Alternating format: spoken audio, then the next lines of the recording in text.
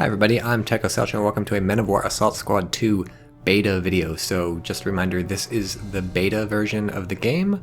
I'm recording this in March and so obviously the game is not done. It's kind of laggy. The performance is pretty terrible. I'm getting like 15 frames per second. And there might be bugs. I don't think I found any bugs this time. I think I found one bug. But aside from that, it's the Men of War Assault Squad 2 we all know and love, and this is a 3v3. You can see at the top all 6 players. You can see our Steam avatars at least. That's a cool little thing they added to the UI. And our goal is to capture, this is a pretty big map, 1, 2, 3, 4, 5, 6, 7 strategic points to try and take them over. One thing I noticed right when I started this map, these little shields on the mini-map, if you're looking in the upper left, I think those are the I think they're the trains, is what I determined. Because you can get in the trains and drive them, because that's how detailed this game is. But it's USA versus USA. That's the best way to have a balanced match, I suppose. So that's what we did. I split my squad into 2 or 3 groups. These guys got mowed down, so that's unfortunate. And we'll see if these guys can get over to the left and take that point. So yeah, if you're looking at the YouTube timer, obviously this is a pretty long match, which is pretty sweet. So some shenanigans happen. I'm recording my voice after the fact. So,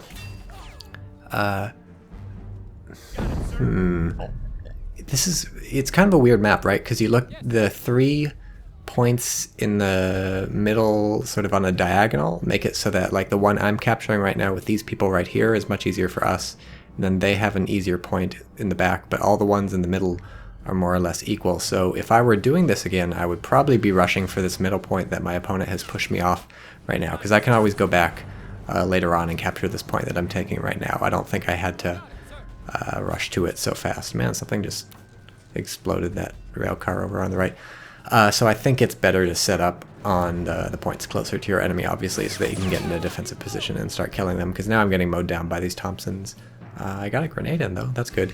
That's a new thing they added in Assault Squad 2, the grenade timer, so you can see how long is left on a grenade. That's kind of unrealistic, because I think you can see it for the enemy too, but it's certainly a good quality of life improvement thing. And this is why you don't run straight towards 2 people, especially a machine gunner with a Browning automatic rifle firing at you. That's just a bad idea.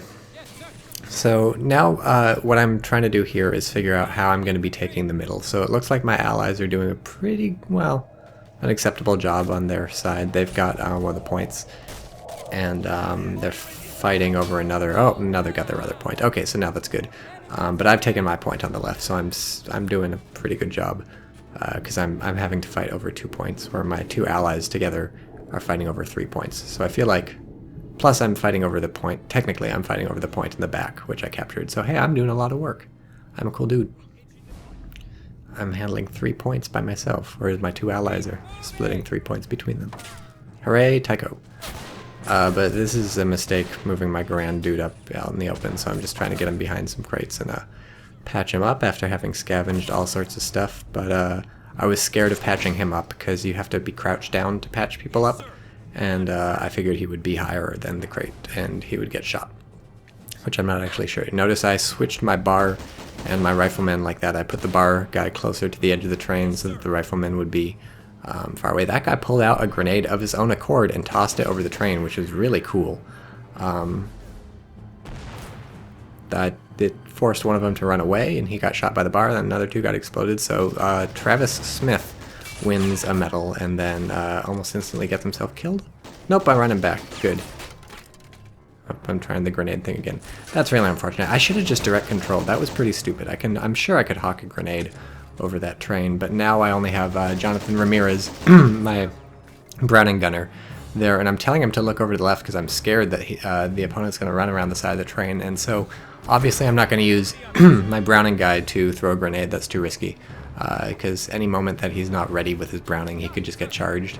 But so I just stuck there, and then a grenade exploded. So maybe you don't see the timer on enemy grenades. I could have sworn you did, but then I saw no timer there. So there. That guy's patching himself up, and I guess they can't see him.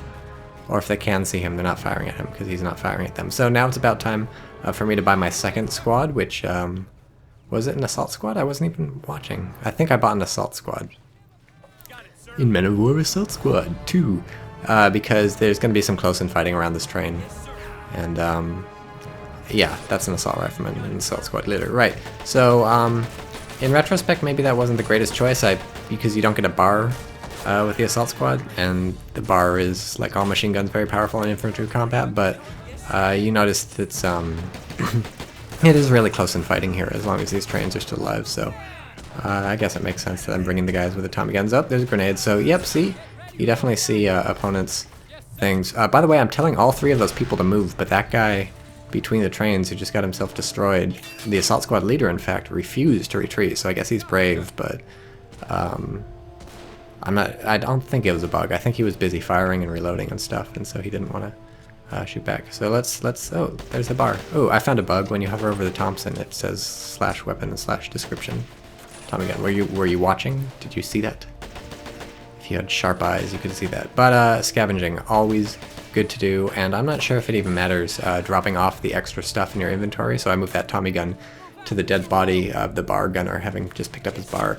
I suspect what happens is that when you're sprinting, your stamina will go down faster if you're carrying more stuff, but I've actually never tested that. That would be a good thing for me to figure out in this video game. But so my poor opponent is really committing a lot of stuff to this fight, but you notice there's not a lot of cover for them in the middle point. So my opponent's stuck. Oof, looks like we're killing a lot of people in the upper left. My opponent's stuck hiding behind this stuff, which is not an awful place to hide. That was a better grenade cook right there. It still wasn't fantastic, but which is not an awful place to hide, but obviously it doesn't let you take the point, and so now I'm able to take it. I think, I don't know, my opponent could hop in that train and drive it backwards, and that would maybe allow them to have some sort of cover on this point. I'm not sure. It would still be sort of perpendicular to what they want. What they really needed was to set up some sandbags at some point, because that's a point that's just crying out for sandbags. And I actually like how on this map a lot of the points, basically there's very little cover on them. So you got to create your own cover. I think that's a much more interesting dynamic where the cover is on either side of the point rather on the point itself, because then you have to choose between actually being on the point or being in cover and covering the point. So I'm in direct control here, and if you're watching closely, you'll notice I'm firing faster through direct control with this Garand than I would if I just told the guy to fire. So if you want to output bullets at a increased rate, it's typically gonna help if you take direct control, because for automatic guns you don't have to burst, and if you do burst you can burst more efficiently and fire longer bursts and stuff like that. And then for semi-auto guns you can just click really fast, and it's not going to fire as fast as you click. Obviously this game's not that stupid. It's not stupid at all. This game is very detailed. It knows what it's doing. It's just your guy is more confident when you're direct controlling him, and he's willing to fire as fast as you want the gun to fire, rather than taking aim on his own. And so that's actually more useful, I think, for automatic weapons, and specifically submachine guns, which people often fire in bursts, whereas a more sustained output would be more helpful for the submachine gun, especially at longer ranges where you just want to get a bunch of bullets in on them before they duck back down. You want to see if you can get a hit or something. So here's our opponent buying some conscripts, and I feel like they do this all throughout the game.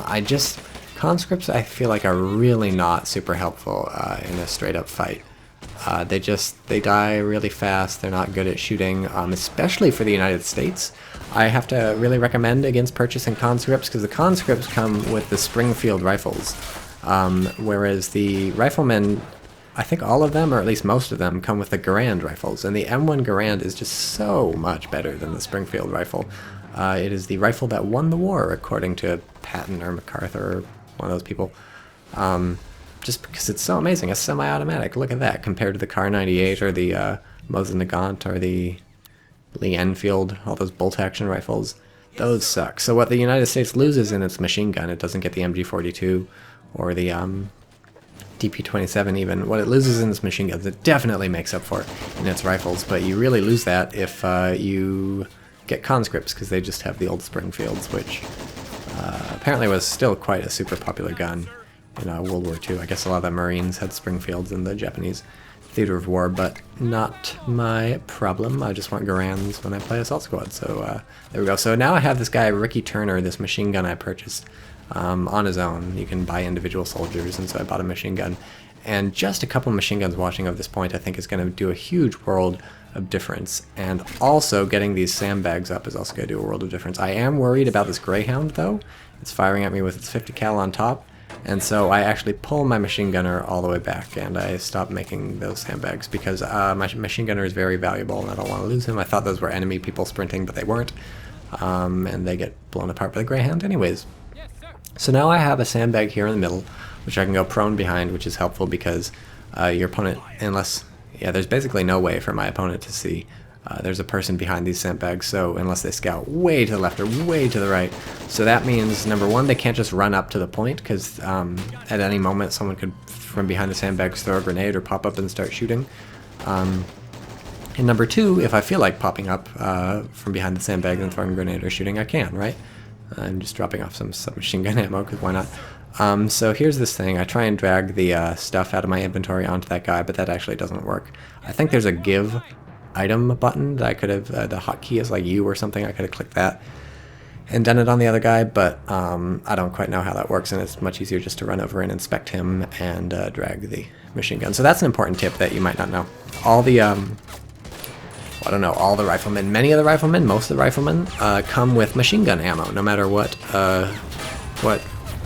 race you are, no matter what nation you play as.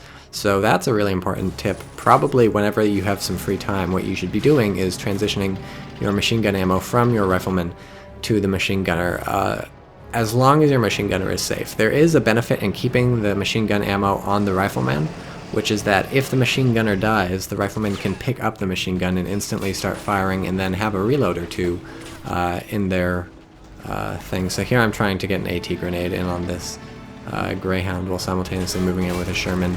I do finally get an AT grenade in and hull destroyed. I take a lot of infantry damage, but this was just a stupid thing that my opponent did. There's no reason to drive into here.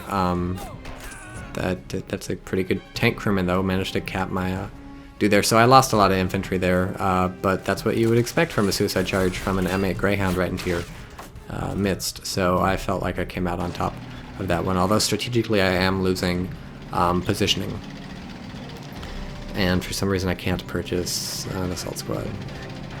Maybe they take up too much population. I mean, that's got to be it. The red means too much population, but that seems to win. So now my opponent gets cocky and starts sending in... Well, I don't know about cocky. I guess my opponent didn't know this Sherman existed. Now my opponent starts sending in infantry, but then the Sherman's here, so they're like, oh, whoop, let's get out of here, and it's an assault squad, so... I am a little worried that this assault squad is penetrating deep within my lines. Not so worried that I killed the crane, but the thing is, this Sherman is just tearing shit up. And all my opponent can do is hide behind these shipping crates, but they are lackluster shipping crates. I feel like 50 cal bullets should not be completely disintegrating these crates, but what do I know? Maybe that happened in real life. It's a mystery, but yeah, my opponent should really either keep moving, or at least like hide where my Sherman can't see the infantry from this side, because that squad's just getting picked apart. So that's really unfortunate for my opponent, and that's not the thing. When that happens, disperse your infantry, get them all over, and just get stuff that blocks line of sight between you and the tank. Because if the tank can't see you, the tank can't shoot you, and that's what you're worried about. So just find things to hide behind and to go prone behind, and also run in various directions. What was I talking? Oh, the machine gun ammo. So yeah, it's nice to leave the machine gun ammo on the riflemen so they can pick the machine gun up in an emergency, but generally, if you're in a defensive position that you're going to be in for a while and you're feeling fairly secure and you have some downtime, I'd highly recommend taking the machine gun ammo from the riflemen and giving it to them, which is fun because it's like playing Red Orchestra or Red Orchestra 2. You ever play those games and you can walk up to any machine gunner and you can resupply them if you're a rifleman because you carry some ammo on you? That's pretty cool. I wonder, I mean, presumably this happened in World War II. Why these two games would sort of, well, three games, I guess, would independently come up with the idea of riflemen carrying around machine gun ammo is a little bit of a mystery. So probably in actual World War II, people were resupplying machine gunners, which makes a lot of sense. And here we go. Hero man behind the sandbags, Thomas Garcia, stands up, and these guys are just getting destroyed. So that's between my Sherman on the left, My machine gunner in the middle. I think my allies have one or two other machine gun. Well, my allies have at least one other machine gunner, maybe two, and then Joseph Garcia or whatever his name is. So that's really impressive. Oh, you know what they added? They added a little kill counter in the bottom left. You see my Sherman has a little 12 in the upper right of the little portrait of the bottom. Well, okay, I'm sure you can find it. So that's 12 infantry killed for my Sherman. So that's pretty cool. I really like the ability to see how much they've killed. But so I'm getting shot at by an AT gun, which is having a really unfortunate time firing at my Sherman. It's just an M3, and between the range, the armor, and the slope of my Sherman's front armor is not going so well. I did manage to kill a train, but the low profile of the AT gun is making it difficult to kill. But you notice I'm not very worried about it killing me. I killed that guy because I'm getting a little eye when I hover over him. I think I killed the other guy, but I still want to kill the gun. The issue here is that it's difficult to get the Sherman to... There we go, he's actually dead now. It's difficult sometimes to get the Sherman to shoot the gun when no one's crewing the gun. But I'm clearly managing it. So that's what happens when you have two people with bars firing at you. That guy just got cut down. So we're doing really well. We have 50 points out of the required 250 points. Our opponents have 0. One of them appears to be Canadian. If I'm looking at the Steam avatar and seeing a Canadian maple leaf flag, I suspect that means Canada. And I think that crosshair in the bottom right of the pigeon avatar at the top means that's me, because that's my pigeon avatar. I'm not sure why they put a crosshair on your own avatar. That seems like kind of a pointless endeavor, because you probably know what your own Steam avatar looks like, and if you don't, a crosshair is probably not going to help you. Like, you're probably too stupid to be salvaged. But also, it doesn't matter which Steam avatar yours is, right? Because, like, why would it?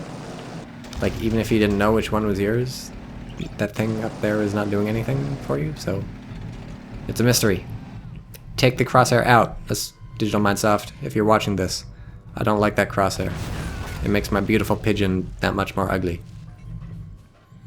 I just want uninterrupted, unadulterated pigeon. So here's a rifleman I bought, Jack Richardson, because all I want is a man on this point to take the point. I don't want a squad to take the point. I just want a man, because I have a Sherman here.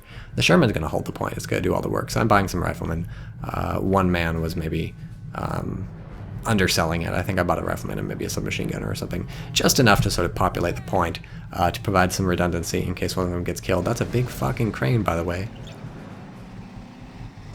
A lot of cranes on this map. I guess that makes sense. That's how they load the trains.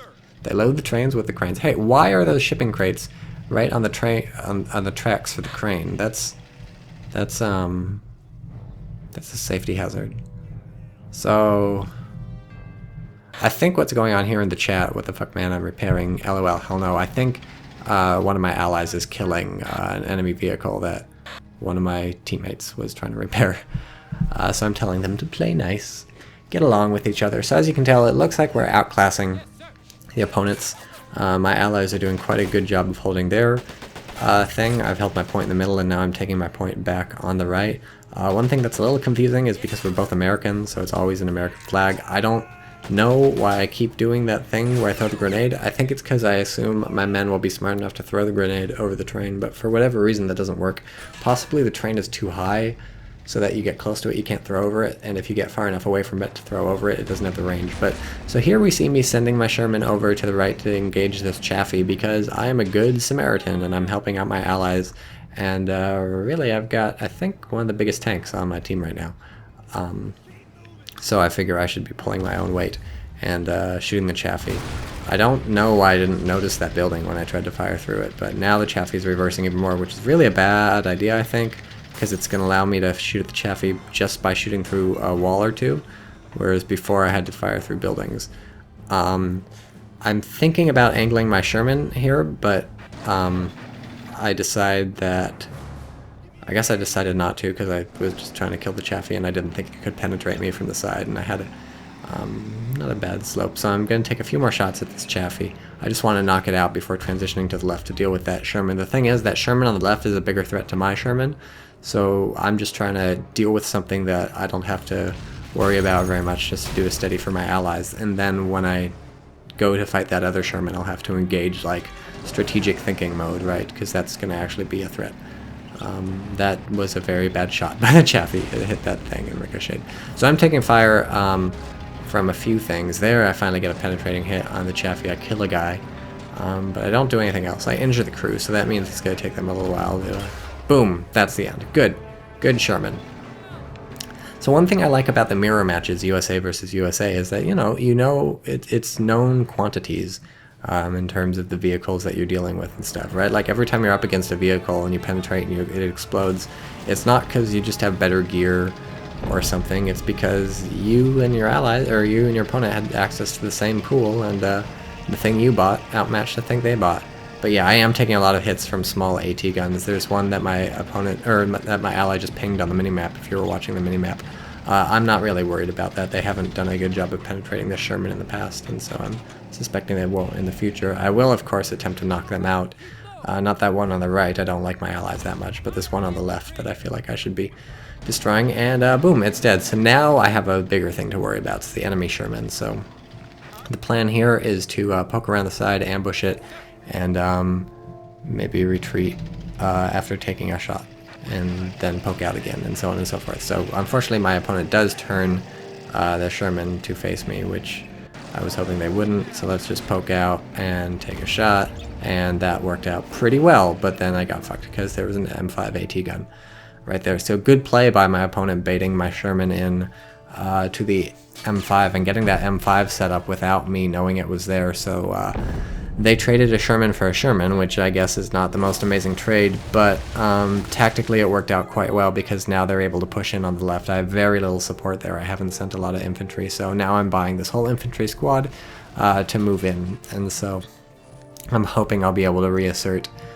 dominance on the left, because otherwise that's not good. And look, it's a M18 Hellcat. I don't know what to say about that, except that it exists. Good.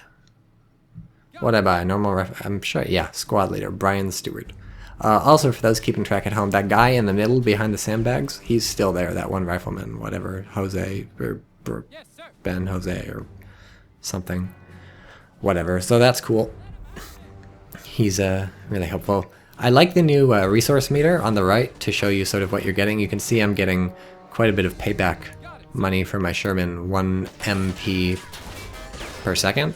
1, 2, 3, 4, 5. Okay, yeah, I think so. From my dead Sherman, so that's good. To see sort of the effects of what does it take to lose something. So I can't really agree with my opponent about setting up this machine gun here. I would have set it up to the right, next to the train where my opponent has been firing from most of the game, because if it's right here I can just fucking lob grenades over the... What did my opponent think would happen? So here's a funny thing. I send Jason Scott in to recrew that MG and mow everybody down. Obviously that doesn't work. That doesn't work at all.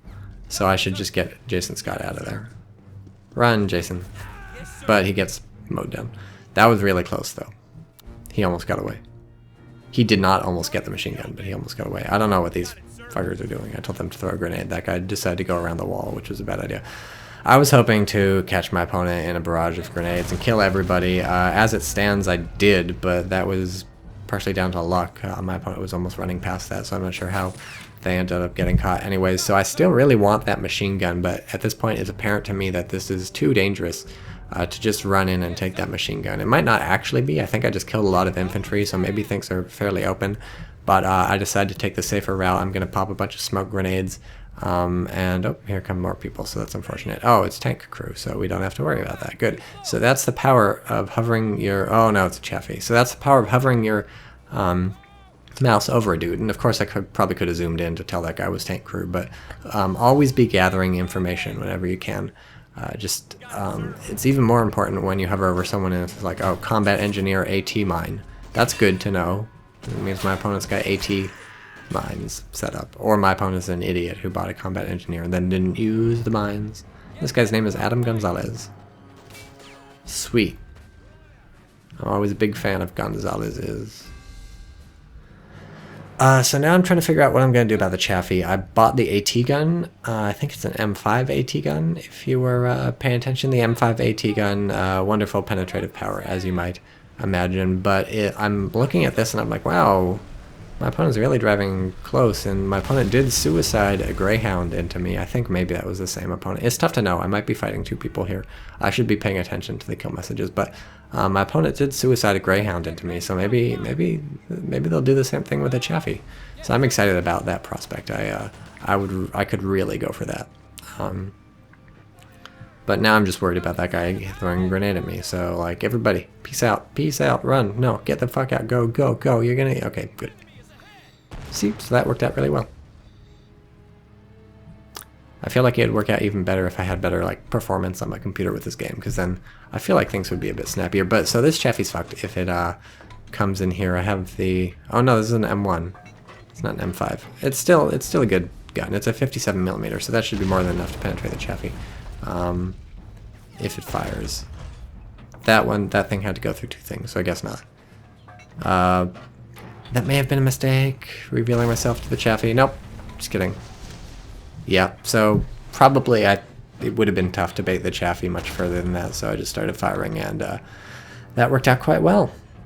Hull damaged. So at this point, I'm trying to destroy it. I decide I want to kill the Chaffee, but then I change my mind when that next shot doesn't kill it. I decide, look, in the past I've been doing a pretty good job assaulting this point. I've held this point about as often as I haven't, so I think I can probably get to that Chaffee, and my opponent's fixing it up, but whatever, that'll just make it nicer when I get there. So in the back of my mind I'm saying, that could be my Chaffee. That could be a TychoCelchuuu. TychoCelchuuu Chaffee. Plus there's that tank in the middle, which my ally pinged, so I decided to send my AT gun over to help out there, so that's two problems solved in one burst. So this is a weird situation. I want that guy to shoot him, but the way infantry work in this game is that you can tell them to move, but to tell them to move by keeping an eye on a direction, you can't do that unless you're in direct control. So that's really what I ought to be doing. I should just be in direct control. That's why direct control exists in this game, and honestly, the fidelity of movement and the ability to control what your guys do and make choices is like way better than any real-time strategy game. That was a horrible grenade throw, by the way. I should have cooked that in direct control. So I really shouldn't be complaining that it's clunky to control people in a fine-grained way by just right-clicking, because yeah, that's true, but it's like in other real-time strategy games, if you're trying to do commands in this much detail, it would be just as clunky or even more clunky, and those other games don't have direct control, whereas this game does have direct control. So whenever you want to get something fine done, whenever you need something done right, you just do it yourself. That's what you should really do. That's how direct control is supposed to work. And I don't know why I can't buy those guys. Why are they red? Someone explain that to me. Is that something new? Do I not have the pop cap? I've got to have the pop cap. I'm at 33 out of 50 CP. There's no way an assault squad costs like 20 or something. But he's repairing that, or he or she is repairing that Sherman, so that's really not good. Because my Sherman got fucked up. When the M5 got my Sherman, I was destroyed. So I can't repair my Sherman. If my opponent gets that Sherman up and running, I'm going to be really unhappy. And I also want to see if I can take out my opponent's M5. There's another Sherman here, so what I have to say is that our opponents are not aggressive enough. They're poking me on the left, but I mean, to a large degree, I can just spend my whole time fighting over on the left. I'm never getting probed in the middle. And if I were getting probed in the middle, then maybe things would be looking worse. But my allies are fighting better than they are. I'm fighting better than they are, sort of. And we just have all the points. Well, not all the points. We have 5 out of 7. Which you can see by looking up at the top, and you look at the point count. To the left you see the 5, and to the right you see the 2. That's how many flags you own. So it's nice to have a really quick count of that just somewhere on the UI. Really unobtrusive. You don't need like huge star icons that are colored to represent which team has just a simple number. That's all it takes. So yeah, I'm a fan of this user interface. When I first saw the redesign, I was like, well, that doesn't... They just move things and made things look slightly different just so people think it's a new game even though it's the same. And that's kind of how it is, but it's pretty good too. So the resource display on the right, the unit display in the bottom left is I think my favorite thing.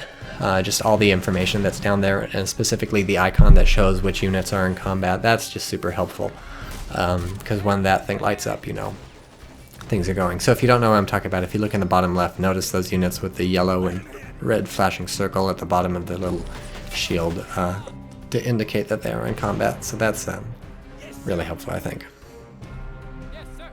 I think I just direct controlled that guy. I wasn't watching, I was paying attention to the UI. But again, direct control. That's where it's at. Trying to figure out who to buy with my hero points. Sorry. I feel like I haven't told enough jokes so far. We're 30 minutes into this thing and my joke content is minimal.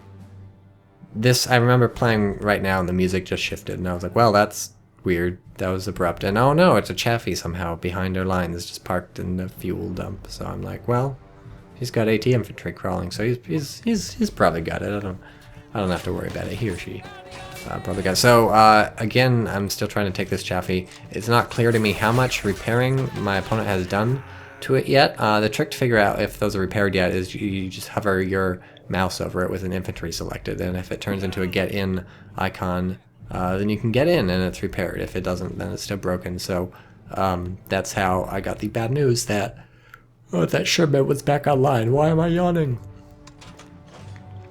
So hopefully my M1 will be able to penetrate this. If you recall, the M3 that my opponent had very little luck against my Sherman. I do get green penetration numbers on this thing, but I missed the first shot, which is really bad. And it looks like the Sherman's going to be out of sight, but it stops moving for God knows what reason. It must have hit something, and I get a really nice hit because that was the side of the Sherman. That's pretty weak.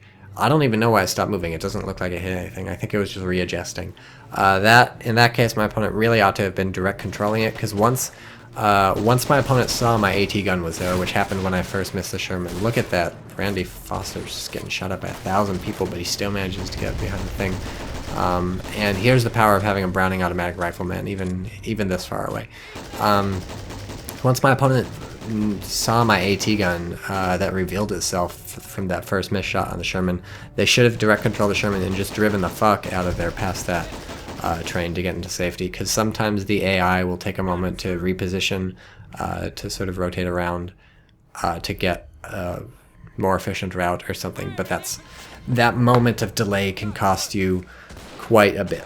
And in fact, this is a case where having a lower caliber AT gun was very helpful, because if I had had an M5 there and the M5 had missed its first shot, it would not have reloaded fast enough to take a second shot before that Sherman made it behind the train. So lower caliber AT guns are not by any means inferior. They have different uses, and often they have more important uses. So why do I have a tank crewman here? I guess he's from one of my dead vehicles or something, or maybe I bought him a while ago. I don't know, but I'm trying to use him to fight, but that doesn't work at all. There's the Tommy gun bug in the upper left. Desk/weapon/Thompson 30. And this guy's name is Bruce Brown. That's a good superhero name. He's missing his helmet, but he's got 2 kills, so on balance, I think I like Bruce Brown. Will he have 3 kills? Let's go prone. Boom. So the problem with going prone is that it makes your head much more likely to get shot, I feel like, because it's the only part of your body they can really hit, maybe your arms. And since Bruce Brown didn't have a brown helmet, or any color helmet really, do they make brown helmets? I don't know. His helmets look sort of gray or olive or something. Since Bruce Brown had no helmet, that headshot was just an instant kill from the enemy rifle. I'm doing some shelling with the AT gun here, the HE shell, but it's clearly ineffective, so I'm just going to stop. And I also reposition. You should always reposition your AT gun after every time you fire. Well, every time you fire a volley, because then your opponent knows where it is. So obviously that's bad. 2 bars. Just keep in mind right now, and just notice how much these 2 bars are doing for me, really helping me hold on to that point. The opponent has managed to take that point in the middle, but my ally's still doing good. Here's some TNT, pretty sweet. Enemy's not watching. Haha, Azazel. Boom, you're fucked. So that was pretty good. Can't argue with results.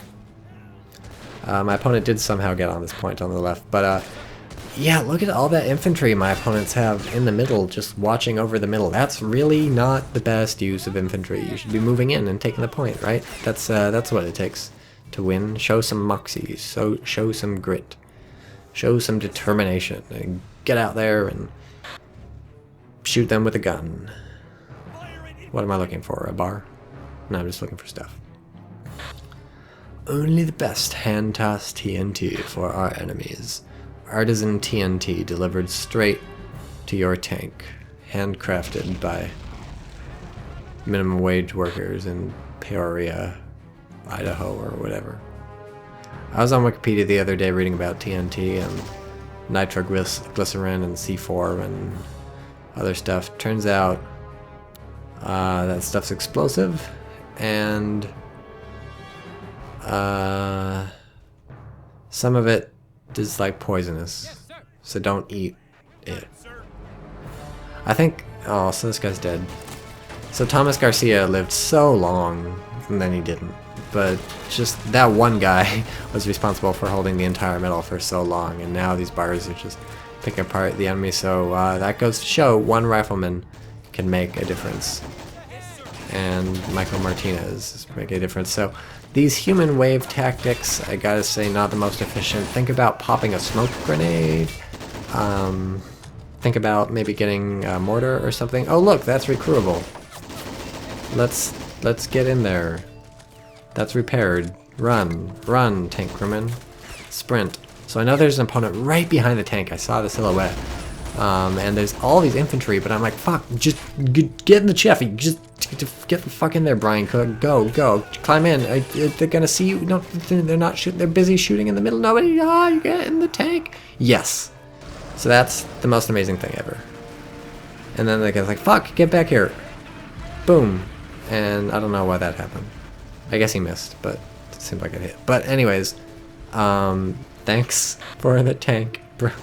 So that was you have to admit that was like the coolest thing ever, and that my opponent does not respond is evidence of their extreme lameness, because that move deserves congratulation and adulation and all sorts of things that I didn't get. But here comes the Chaffee, so I'm like, hey, you know what we do with Chaffies? We kill them and steal them, or at the very least kill them. So I'm like, let's do this, and let's wait until it drives around the tank or the train. And here we go, fire, boom. And for some reason that did nothing. I guess I missed, maybe because I was in direct control, which is maybe not the smartest. But I'm like, whatever. I have this free Chaffee. I'll just keep shooting. Well, that didn't work. Well, whatever. By the way, I'm repositioning my AT gun. No reason not to turn multiple things. So crew injured and engine damaged. I'm still good. I'm still good. The engine's damaged, but I can keep firing. I can keep firing. I still got my turret. Boom, and then that thing's getting knocked out. Turret damaged and hull damaged, but or engine damaged, but it can still fire at me, right? Because its turret's damaged, but its gun is fine, so it can't turn, and I can't move my Chaffee, so it doesn't matter that the turret's damaged. But that's unfortunate. The engine damage often turns into an engine fire, and an engine fire kills the tank. So, but now the opponent's Chaffee is fucked too. So I'll trade a free Chaffee for a real Chaffee any day. That's a good thing. And somehow they killed my bar in the middle, but that's okay, because as long as I don't get run over by this really beat the fuck up Stewart, I will be able to get my bar back. So that's what it takes to succeed in Assault Squad 2. You gotta always be scavenging. Always keep an eye on where your machine gunners are, where their machine guns are, and where their closest infantry are. And when you discover those facts, if the machine gunner's dead, just fucking take the machine gun. And all that stuff. It's so worth it. I can't count the number of times it's worth it. I accidentally clicked the button to give all this man's stuff to the dead body, which I should have realized because he had the yellow then immediately red icon over his head, which is a really helpful icon. It shows you they're out of ammo. In this case he's out of ammo because I'm an idiot and I told him to give it all to the dead man.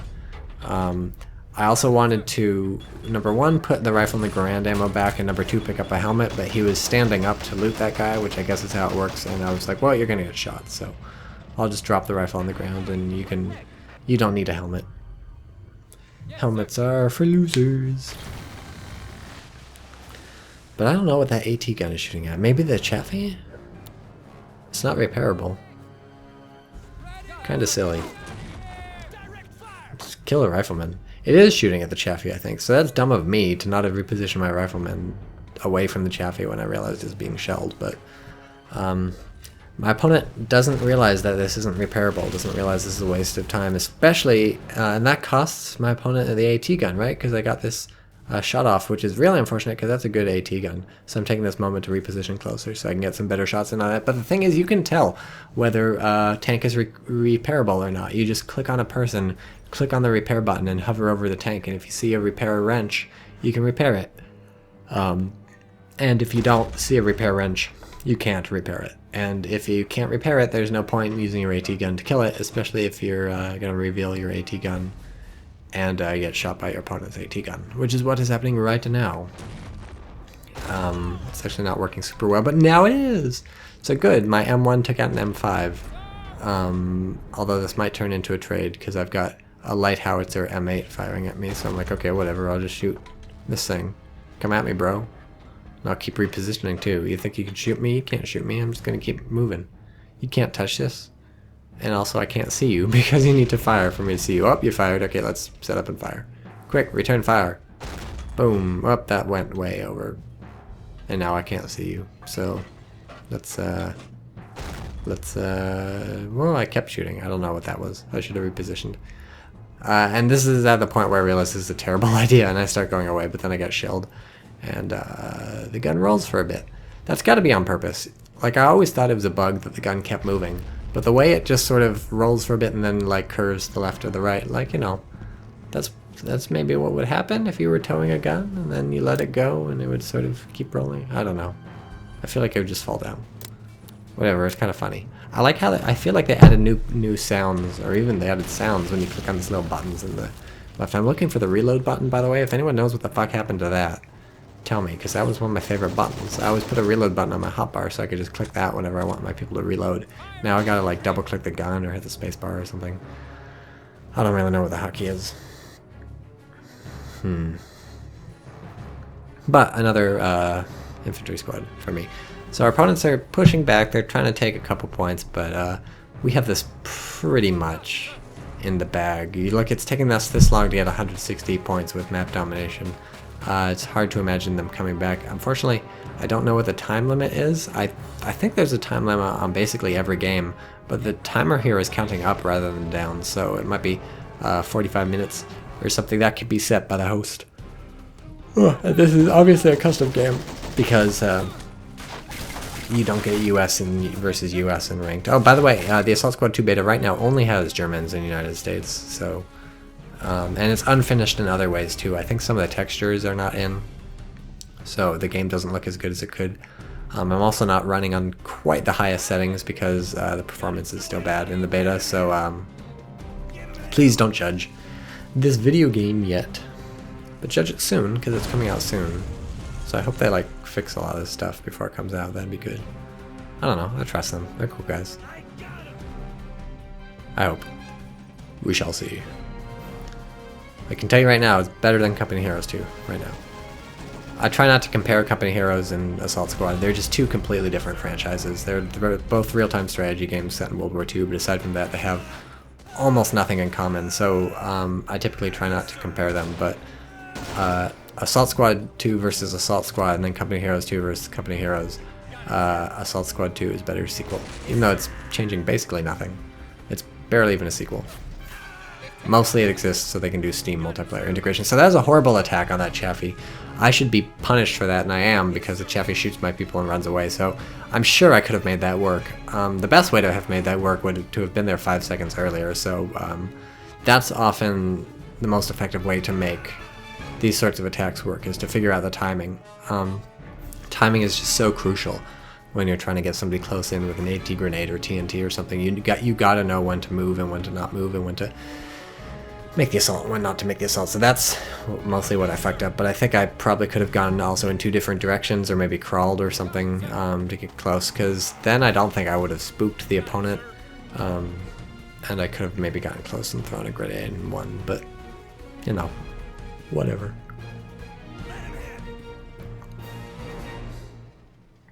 Redistributing machine gun stuff. So here's the silly thing I'm doing. I gave the sandbags to the machine gunner and I'm having him build. It's because I'm not expecting my opponent to be aggressive for a while.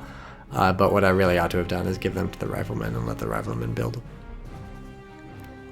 But this is good timing, right? Oh, turns out that's not enemy steward, so it's not good timing. So I'll just try and get my AT gun out of there, having recruited. I'm getting shelled by this artillery and also chased by a Sherman, which is terrifying.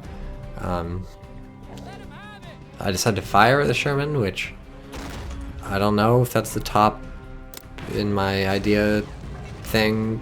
Brain help. Shoot, scoot. I don't. What am I saying? That's a Sherman Jumbo. It's going to be basically hard for me to penetrate that with an M1 from the front. I should just be running, especially because I'm getting shot at by like 8 things, so I'll just have to find some other way of dealing with the Sherman Jumbo. Maybe my allies light tank can do it. No, obviously not. And also there's this Chaffee. So this is looking bad. I want an M5 AT gun, but it's red for some reason, so I can't buy that. This thing gets shot running away. Somehow my opponent has sight on it. It can't move because one of the people's dead, so I might as well turn it around. I don't think it's got a shot on anything. I'm getting sort of blown apart by these Sherman and the Jumbo. I mean, I don't have a lot of infantry there on the point in the first place, which is important. Notice how I've spread out my people all around. You want to be concentrated on the point when you need to take the point, but when you don't need to take the point, you don't need to be concentrated. I just got shelled by the M8 artillery, so that's the end of that AT gun. Let's recruit again. But yeah, I need a plan to take out this Sherman Jumbo. I think right now the plan is don't worry about it, right?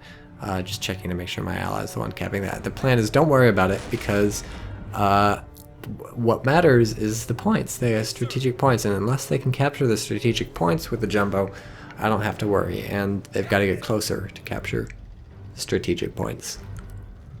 With the Jumbo, why am I sleepy? Why am I sleepy? Artillery.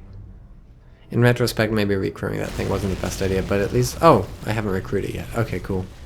So it'll be alive. The question is, do I immediately run away, or do I try and take out the tread of the Sherman Jumbo to reduce the problem? And I try and take out the tread of the Sherman Jumbo to try and reduce the problem. That was a bad idea. I'm dead. Even if I had taken out the tread, they could have just repaired it. Like, it's pretty safe there, unless I get something with good penetrative power. So, whatever. I'm realizing that now I need to take this thing on. They both have 76mm guns, the Hellcat and the Wolverine. As far as I can tell, they're the same gun, even though they have different names. At least from the stats, it seems like they're the same gun. So I buy the Hellcat because it's cheaper. Let's see if the Hellcat can kill it. So I'm not really sure how I'm going to use this Hellcat. The advantages of a tank to star are its speed and its gun. And so I'm trying to figure out a way to use the speed. I know how to use the gun. That part's easy. You just point and shoot. But if you get into a stand-up fight with a tank, you're dead. So my plan here is to use the terrain as cover. Let's see how this works. This first shot is key. And I have red penetration on him, which means I'm not going to get... There we go, green on the side. Boom, nothing. Shit. Pull back, pull back.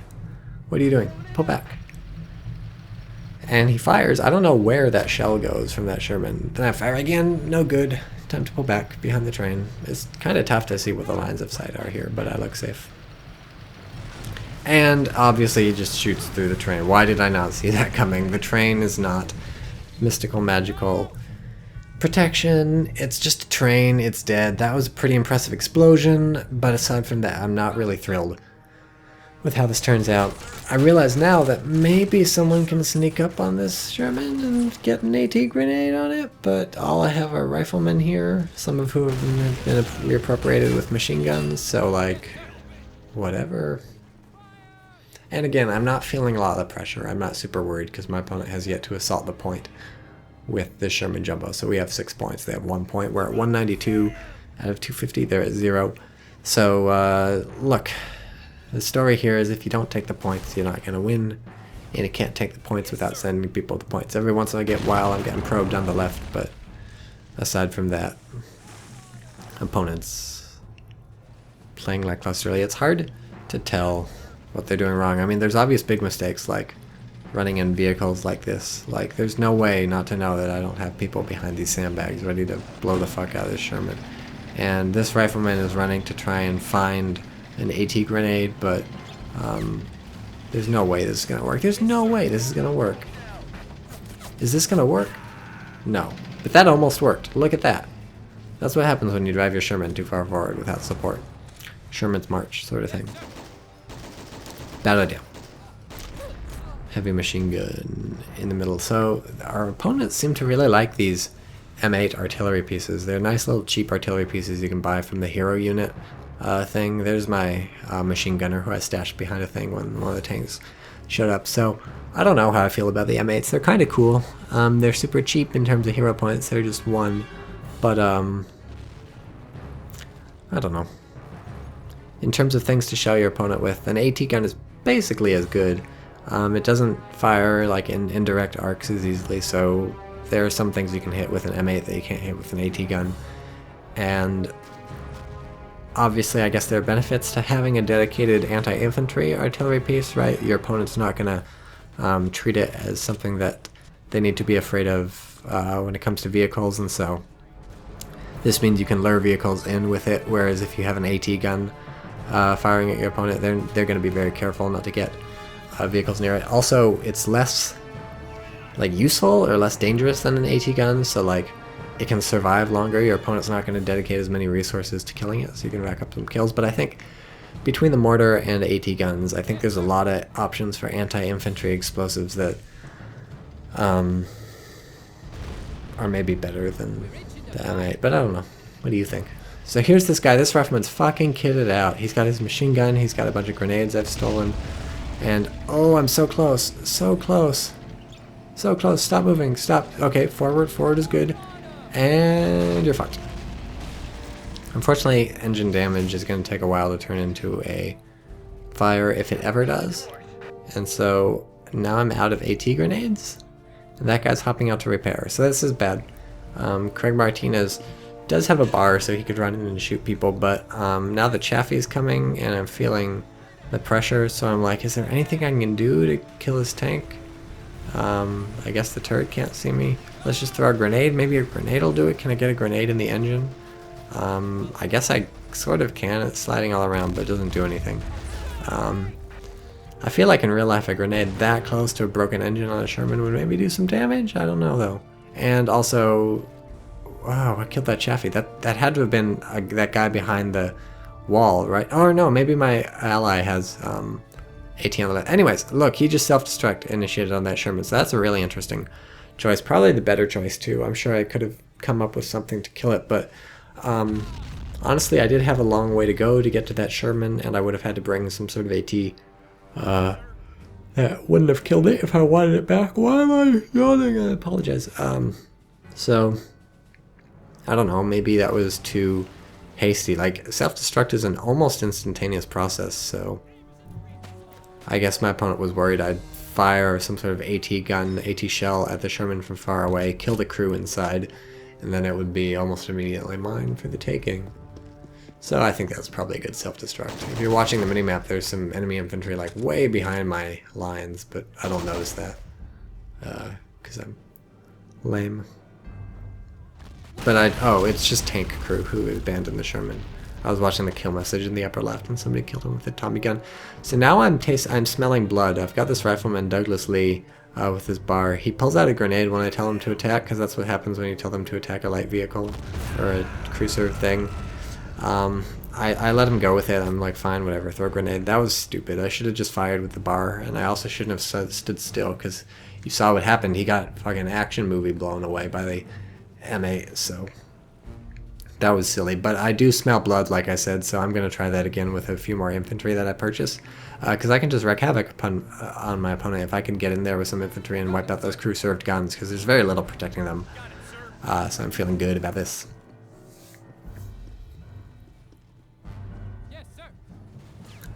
And if you have not deduced it by now, I think we outmatch our opponents. I'm ready to make that statement. What is that box of? That guy's hiding behind that Samuel Moore, the man with 1 kill. And Stanley Allen has multiple kills. So here's the reason he's not shooting is I think that there's this stuff in the way. No one wants to shoot through it, but the bullets can penetrate this little flimsy sign and kill some people. So that was pretty cool. I got 2 bar kills by direct controlling and firing through that little railway stop thing. So never underestimate the powers of direct control. And also I'm using a sort of bounding Overwatch thing, except none of these people are covering each other, except now they are. Here's another good tip for direct control. Often your people are going to crouch behind boxes or something. They'll get suppressed because they don't want to get shot. And if they're taking a lot of fire, they'll often stay crouched more or less the entire time, or quite often. But direct control, you can just override that. If you aim in direct control from behind a box, your guy will sort of stand up, well, like, not stand up behind the box, but he'll aim over the box. And he'll ignore all that suppression stuff because you're direct controlling him. So that's what you can do if you're trying to get some shots in, but your guy's too suppressed to do it. So here I am trying to wipe out these crew served weapons, doing a little bit of direct control, shoot at them. I've wiped out one so far. The other one's running away, but bad mistake by my opponent, I think, to come back and start aiming at me. Again, the guy pulls out the grenade because I told him to shoot the thing, so I'm like, nope, I'm direct controlling you, I'm going to make you use the Thompson. That M8 does wipe out one of my infantry, and I realize that this is stupid because the tank is going to shoot me, so I got to get behind this massive thing. I feel like that could use more sides. Surely they have polygons to spare in this game to give that thing more sides. That should be rounder. Boom. Well, that was a premature boom, obviously. That was a boom that killed my fucking guy. My people are just getting annihilated by these howitzers, but I don't care. I'll lose 2 submachine gunners and a rifleman to M8 howitzers if it means decrewing them and eventually getting to steal them. Like, that's a pretty sweet trade for me. Samuel Moore up to 4 kills. I hope he gets more kills. And more sounds like 4 is what I was going for there. But we're good. We're the champions. I don't see them coming back from this. That'd be tough. Here's my ally doing some crazy shit with commandos behind enemy lines. Was Commandos Behind Enemy Lines a video game? I know Commandos is a video game, and I think Behind Enemy Lines was a subtitle of one of the Commandos games. Maybe the first Commando game. Here's the thing I was gonna do for April Fool's last year. I was gonna record a playthrough of a Commandos mission and call it Men of War Assault Squad 2. That failed because basically my recording software wouldn't work with any of the Commandos except Commandos 3 or Commandos 4, whatever, the one that went 3D, and it was all glitchy, and I didn't have fucking time to figure out how to resolve all the glitchiness. So I think last year for April Fool's what I ended up doing was I told everybody I was going to just do 360 no-scope videos and Battlefield 4 videos and Battlefield 3 videos and stuff, so you can go find that. I think search dubstep 360 TychoCelchuuu. I don't know, just think of all the bullshit stuff you can and that'll show up. And I also did maybe I did a Slave of God walkthrough for April Fool's. I don't know, I did a lot of stuff for April Fool's last year. And a bunch of people unsubscribed because they're idiots. Hey, this M8, by the way, are you enjoying this? I stole it and I'm shelling them, so that's pretty sweet. So if I do something on April Fool's this year and you unsubscribe, I don't mind, but just keep in mind, if it's April 1st, I'm probably joking. My channel is not actually going to be a Titanfall 360 no-scope channel, which is one of the things I've maybe thought about for April Fool's. I don't know. There's all sorts of April Fool's videos I could do. The possibilities are endless. I could do one of my dick. Do you want to see my dick? I'm just joking. That wouldn't be an April Fool's video. That would be a straight up serious video. You don't joke about my penis. It's a serious topic. It's not. Tank crewman 20 manpower? I wasn't paying attention when I bought them, but I think I've done the math and they're still super cheap compared to pretty much anybody else. But you can only buy them on a cooldown, so when I want to recruit this machine gun, I have to send some riflemen, which is fine, but whatever. But yeah, now this is just like a rout for our opponents. Like they're rallying, it looks like. You can see they're taking the right-hand side of the map. They've got that point neutral, and they've got 3 more in their control, but let's be honest, they're fucked, right? We have 238 points, they have 0 points, and what the fuck is going on? Everybody's fucking dying. This is the push they needed like 20 minutes ago, 40 minutes ago, 39 minutes and 18 seconds ago, which was a second before the game started. I don't know how they're suddenly making progress. I think it's just because they feel the pressure, they feel the burn. And that's the thing, you need to feel the burn constantly in Men of War. And in all real-time strategy games, I think people just generally seem to be not so good at understanding like victory conditions and victory points and stuff in video games at all. It's actually worse in like first-person shooters or something. So like the objective is like whatever, capture points in Battlefield. A lot of people, so here's me mistaking those tank crewmen for the submachine gunners who I had first crewed an M8 with. I thought they were submachine gunners, so I got them out of the M8 to fire back, but they got fucking destroyed because they just have pistols, so that was a mistake. But whatever, the M8's dead, I don't care, that was stolen in the first place, so the one with the submachine gunners is this one I'm controlling right now, I think. But yeah, play the objective. No matter what you're doing, you're playing a first-person shooter, play the, yeah, see, submachine gunners, Glenn Cook and Ricky Brown. Glenn Cook, I feel like Glenn Cook is a real person. I mean, obviously it's a coincidence from the Men of War name generator, but okay. So play the objective, whatever you're doing. If it's Titanfall, then capture those points. If it's Battlefield, capture those points. If it's Men of War, South Squad, capture those points. If it's Company Heroes, capture those victory points. Because that's what it takes. If you don't feel the burn from the very moment the game starts, then you're not doing it right. That's how these games work. Yes, sir.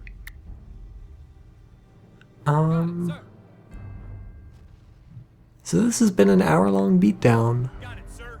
from people who just now realize they need to play the objective.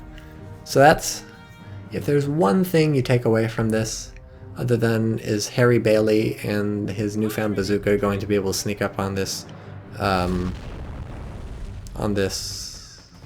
Stewart? No, obviously he gets spotted. I'm not sure why obviously he got spotted. No, he got spotted, and now there's infantry over there, so that's not going to work, which is unfortunate because I was like, hey, I got a bazooka.